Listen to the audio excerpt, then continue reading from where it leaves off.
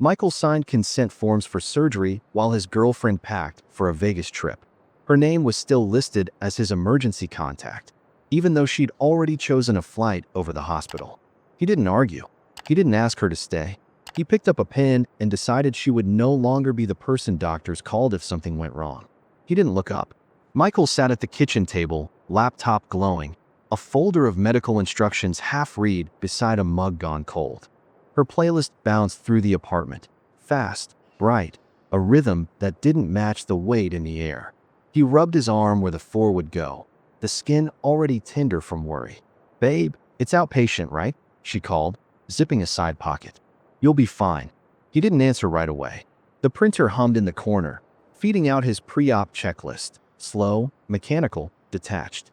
He watched each page curl into the tray like it belonged to someone else's life, not his. Tara leaned in the doorway, holding 2 dresses. Black or blue? For the pool party? Michael looked up, then back down. "Whichever you like." She smiled, satisfied, not seeing the way his hand tightened on the edge of the table. The air smelled faintly of coconut lotion and ink. He exhaled. Outside, a siren faded down the block, city noise pretending it cared. She scrolled on her phone, lips moving as she rehearsed a caption. Something about self-care, balance, staying positive. "Vegas is non-refundable," she said finally, half to herself. "You'll text me updates, right?" He nodded once. The printer stopped. The silence that followed felt heavier than any diagnosis. He gathered the papers, stacked them neatly, and placed a pen on top. She was already recording a short video, her reflection framed in the mirror. "Trip prep day? Energy check. Up here," she said, tapping her temple and laughing. He caught a glimpse of himself in the background, quiet, motionless, a man standing at the edge of someone else's life. The video ended. She turned, kissed his forehead. "Don't overthink it, okay?" He didn't. He just watched her suitcase roll down the hallway, the sound fading like a promise stretched too thin. He looked at the stack of papers again. The pen was still there, waiting. And for the first time that day, he realized how quiet the apartment really was. That night passed without dreams. The apartment felt different the next morning. Her makeup bag was gone from the counter, but her perfume lingered, sweet, heavy, almost chemical.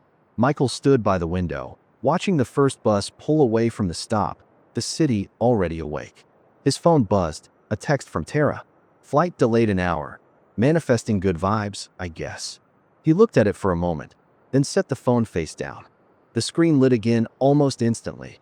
Her group chat, full of laughing faces and airport snacks. The sound didn't bother him anymore. He opened the fridge, poured orange juice, took 1 sip, and left the glass half full. On the table, his hospital forms waited where he'd left them.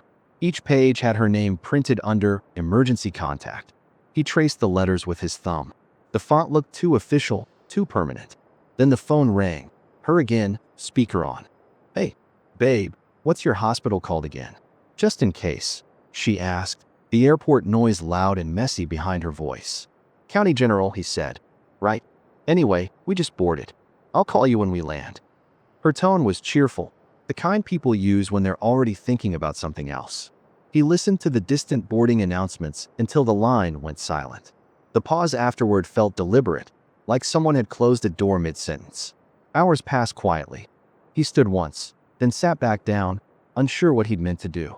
The afternoon light shifted across the floor. A car door slammed outside, distant, but real. He opened the fridge, the light cutting across the quiet. He packed a small overnight bag, folded a sweatshirt, checked his insurance folder twice. Outside, kids were shouting near the parking lot, their voices bouncing off the walls like echoes from another world. Around dinner time, he scrolled through his feed. There she was, at the airport bar, clinking glasses, captioned, "Self-love is the best medicine." His thumb stopped on the post. He could almost hear her laugh through the stillness. Then he scrolled past, locked the phone, and set it aside. The ice in his untouched glass cracked softly.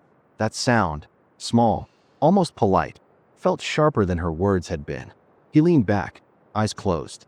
The quiet wasn't peace yet, but it was getting closer. The night before her flight, the apartment felt like a waiting room.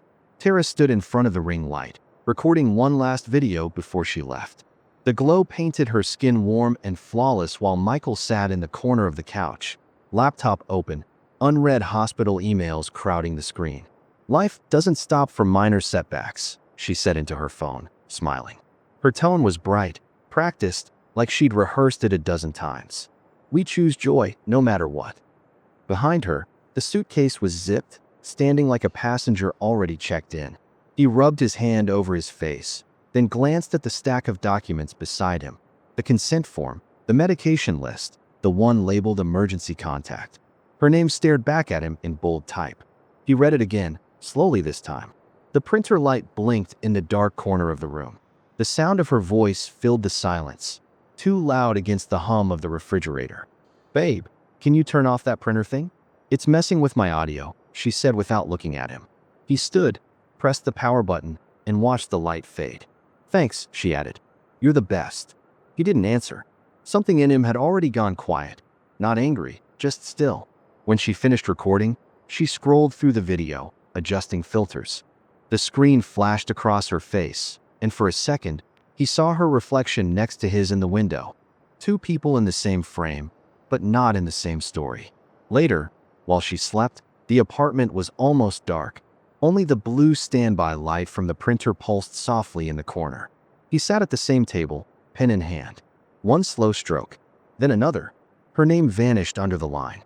Contact, Sarah Trent. The ink sank into the paper, final and clean. He set the pen down. It rolled once, clicked to a stop. He exhaled, long, steady, and in that breath, something inside him settled. Not peace, just decision. The hospital smelled like antiseptic and morning coffee. Michael sat on the edge of the bed in his gown, the paper wristband tight around his skin. His sister, Sarah, stood near the window, twisting the strap of her purse in her hands. "You sure you're okay?" she asked. He nodded. "Yeah, it's just a small procedure." But the word small sounded wrong in his mouth.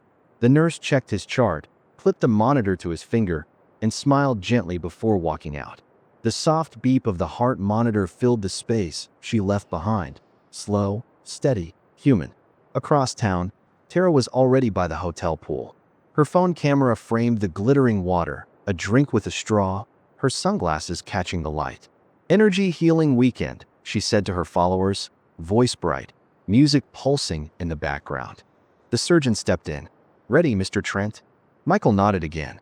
His palms were cold, but his face stayed calm. Sarah squeezed his shoulder, then whispered, "I'm right here." He smiled faintly. "I know." Hours later, as anesthesia blurred everything into a gray fog, his phone vibrated in the locker beside his bed. Tara was calling. When the nurse answered, her voice was professional, distant. "Sorry, he's in recovery. And you're not listed as a contact." "Oh, well, could you just—" Tara started, but the nurse's tone didn't change. "I'm sorry. I can't disclose any information." The call ended. Tara stared at her screen, confused, then irritated. She called again, got the same answer. By the third attempt, her voice cracked. "But I'm his girlfriend." "I understand, ma'am. But your name isn't on the file." The line went dead. Around her, the music kept playing. That evening, when Michael woke, Sarah was sitting beside him, scrolling quietly through her phone. "You're okay," she said softly, touching his hand. He blinked slowly, smiled. "Yeah, I think I am." Across the city, Tara posted a photo. Pool chair, sunset, drink half empty. The caption read, "Sometimes you gotta choose yourself." Michael's sister took a picture of him too, sunlight slipping through the blinds, his face calm, eyes clear. He didn't pose. He just breathed. When Tara came back from Vegas, the apartment felt smaller. Still air. The couch pushed tight against the wall. Half the closet empty. A faint ring of dust where his boots had stood, a quiet outline of absence. "Michael," she called, already knowing. No answer. Just the hum of the refrigerator and the echo of her own voice. She found the note on the counter, one sheet of paper, folded once, her name written neatly on top. Inside, a single line. "Don't worry. You won't have to cancel anything for me again." Her hand trembled as she read it. She laughed once, sharp and defensive, then looked around as if someone else might explain what had happened. The sunlight from the kitchen window fell on her phone. Reflex made her lift it, camera front-facing, but the image that appeared stopped her thumb midair, her face bare, her eyes swollen from the flight, no filters left to save it. She set the phone down. By evening, she posted something anyway. Detoxing from toxic people. Protect your peace. The comments came slower than usual. Likes trickled, then stopped. For the first time in months, her followers didn't seem to care. That same night, an hour away, Michael sat in a folding chair at his sister's backyard barbecue. The smell of grilled corn and wood smoke drifted through the air. Someone's kid laughed from across the yard. Sarah handed him a paper plate and smiled. "You look better," she said. "I feel better," he replied. It wasn't dramatic. It didn't need to be. The sky dimmed into soft gold. He leaned back, listening to the low hum of conversation, the clinking of glasses, the way peace had its own quiet rhythm. On the table beside him lay a small notepad and a pen, Sarah's grocery list half written. Without thinking, he clicked the pen once, the sound clean and familiar. That same sound had ended something. Now it started something else. He looked up, met his sister's eyes, and smiled. The kind that doesn't ask for understanding, just breathes. The evening moved on without a word.